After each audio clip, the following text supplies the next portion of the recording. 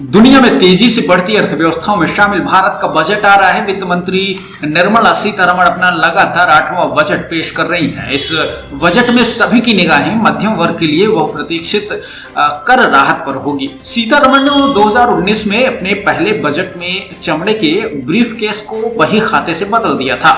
उसके बाद इसे टैबलेट का इस्तेमाल कर पेपरलेस कर दिया गया। इस साल का बजट भी पिछले 3 सालों की तरह कागज रहित होगा। आयकर में छूट का दायरा बढ़ाने के अलावा वर्ष 2025-26 के केंद्रीय बजट के इन 10 आंकड़ों पर भी बजट की और बाजार की नजर बनी हुई है। आइए जानते हैं इसके बारे में। पहला है राजकोषीय घाटा। चालू वित्त वर्ष में बजट में राजकोषीय घाटा को सरकारी व्यय और आय के बीच का अंतर है। सकल घरेलू उत्पाद का 4.9% रहने का अनुमान है। सरकार रोड मैप के अनुसार वित्त वर्ष 26 में घाटे को सकल घरेलू उत्पाद के 4.5% तक कम करने का लक्ष्य है। बाजार वित्त वर्ष 26 के बजट में घाटे के आंकड़े को उत्सुकता से नजर रखे हुए है। दूसरा है पूंजीगत व्यय। इस वित्त वर्ष के लिए सरकार का नियोजन पूंजीगत व्यय 11.1 लाख करोड़ रुपए है।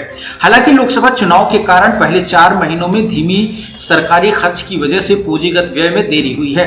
हालांकि चालू वित्त वर्ष के बीच बचे महीनों में इतनी तेजी आने की उम्मीद है। वित्त वर्ष 2026 के बजट में वित्त मंत्री निर्मला सीतारमण के बजट में पूंजीगत व्यय की गति जारी रहने की उम्मीद है।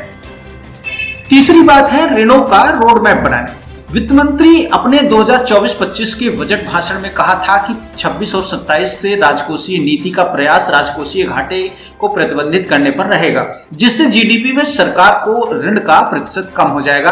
बाजार बजट में ऋणों के रोडमैप पर बारीकी से नजर रखेगा ताकि यह देखा जा सके कि वित्त मंत्री कब सामान्य सरकारी ऋण जीडीपी को 60% के लक्ष्य तक ला पाती है। इसके अलावा है उधार।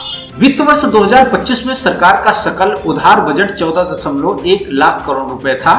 सरकार अपने राजकोषीय घाटे को पूरा करने के लिए बाजार से उधार लेती है और उधारी के आंकड़ों पर बाजार की नजर रहेगी। खासतौर पर वित्त वर्ष 26 में आरबीआई से कम लाभांश मिलने के बाद, जबकि वित्त वर्ष 2025 में यह 2.11 लाख करोड़ था। 2024 और 25 के बजट में सकल कर राजस्व जो है 38.40 लाख करोड़ रुपए रहने का अनुमान लगाया गया था, जो वित्त वर्ष 2004 की तुलना में 11.72% अधिक है। इसके अलावा 2024 और 25 में वस्तु सेवा कर यानी जीएसटी संग्रह 11% बढ़कर 10.62 लाख करोड़ रुपए होने का अनुमान है।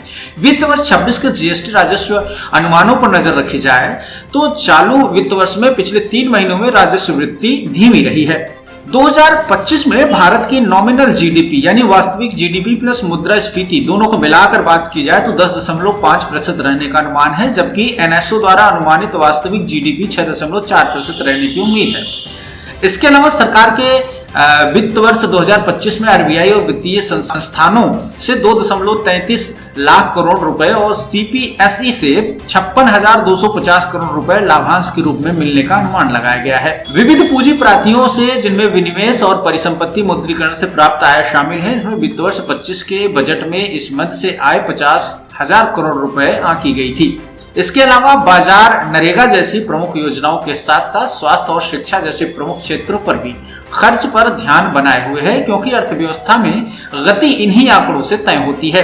देश के आम लोगों की माली हालात जैसे जैसे सुधरती है, अर्थव्यवस्था भी उसी अनुपात में आगे बढ़ता है। तो कुल मिलाकर इस बार जो बजट पेश किया जा रहा है उससे आम जनता के साथ साथ देश भर के आर्थिक स्थिति पर भी बारीकी से नजरें जमी हुई हैं। देखना यह है कि इस बार बजट में आम आदमियों के हिस्से में क्या आता है और सरकार अपनी मजबूती के लिए क्या कुछ नया करती है। ब्यूरो रिपोर्ट, नई दिल्ली।